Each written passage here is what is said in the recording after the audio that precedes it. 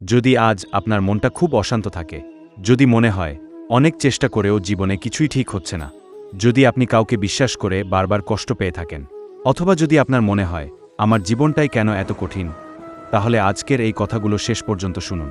কারণ কখনো কখনো মানুষকে বদলে দেওয়ার জন্য বড় কোনো অলৌকিক ঘটনা লাগে না, শুধু একজন সঠিক পথ দেখিয়ে দেওয়া মানুষ লাগে। আর সেই পথের কথা হাজার হাজার বছর আগে আমাদের বলে গিয়েছিলেন ভগবান শ্রীকৃষ্ণ। কুরুক্ষেত্রের যুদ্ধক্ষেত্রে অর্জুন যখন নিজের আপনজনদের সামনে দাঁড়িয়ে ভেঙে পড়েছিলেন, তখন শ্রীকৃষ্ণ তাকে শুধু যুদ্ধ করার কথা বলেননি, তিনি শিখিয়েছিলেন কিভাবে ভয়কে জয় করতে হয়, কিভাবে দুঃখকে সামলাতে হয়, কিভাবে নিজের মনকে নিয়ন্ত্রণ করতে হয়, আর সবচেয়ে বড় কথা, কিভাবে নিজের কর্তব্য করে ফলের চিন্তা ছেড়ে দিতে হয়। আজ সেই শিক্ষার মধ্য থেকেই আমরা শুনব এমন কিছু কথা যা হয়তো আপনার জীবনের কোনো একটি প্রশ্নের উত্তর হয়ে উঠতে পারে।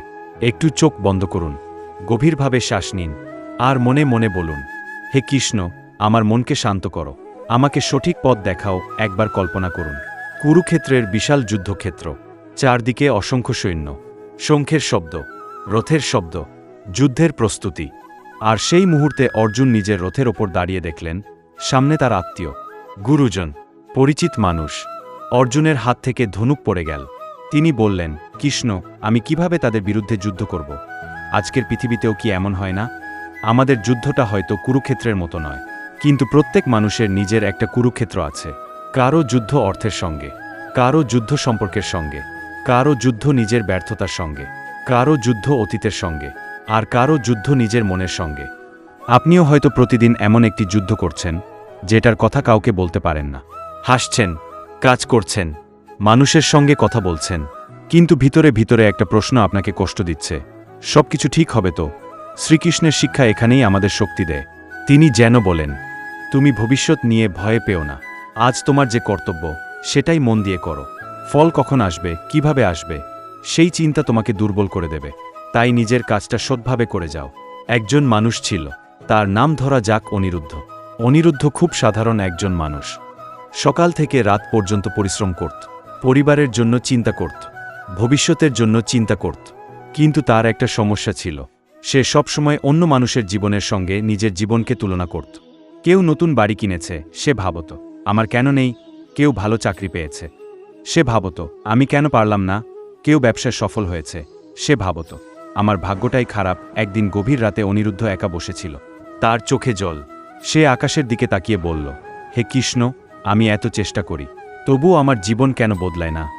সেই রাতে সে একটি স্বপ্ন দেখল। সে একটি বিশাল নদীর সামনে দাঁড়িয়ে আছে। নদীর ওপারে আলো, কিন্তু মাঝখানে প্রচণ্ড স্রোত।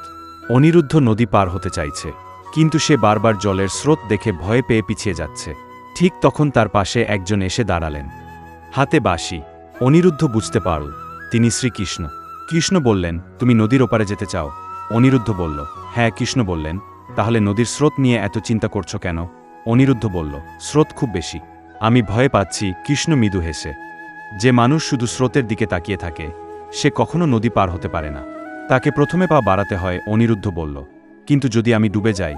কৃষ্ণ বললেন, ব্যর্থ হওয়ার ভয়ে যদি তুমি শুরুই না করো, তাহলে তোমার জীবনের সবচেয়ে বড় ব্যর্থতা সেটাই। অনিরুদ্ধ চুপ করে গেল। কৃষ্ণ আবার বললেন, তোমার হাতে চেষ্টা আছে, কিন্তু ফল তোমার হাতে নেই। তাই ফলের ভয়ে নিজের কর্তব্য থেকে পিছিয়ে যেও না। এই কথাটা মনে রাখবেন। আপনার হাতে কি আছে? আপনার চেষ্টা, আপনার পরিশ্রম, আপনার সিদ্ধান্ত, আপনার আচরণ, আপনার সত্য। কিন্তু সব ফল আপনার হাতে নেই। তাই ফল নিয়ে অতিরিক্ত চিন্তা করতে করতে নিজের বর্তমানটা নষ্ট করবেন না।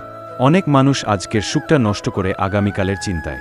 আজ তার কাছে খাবার আছে, কিন্তু সে ভাবছে কাল কি হবে। আজ তার পরিবার পাশে আছে, কিন্তু সে ভাবছে একদিন যদি সবাই আমাকে ছেড়ে চলে যায়। আজ সে সুস্থভাবে বেঁচে আছে, কিন্তু সে ভাবছে ভবিষ্যতে কি হবে। এইভাবে মানুষ এমন ভবিষ্যতের জন্য কষ্ট পায় যা এখনও আসেনি। শ্রীকৃষ্ণের শিক্ষা আমাদের বর্তমান মুহূর্তে ফিরিয়ে আনে।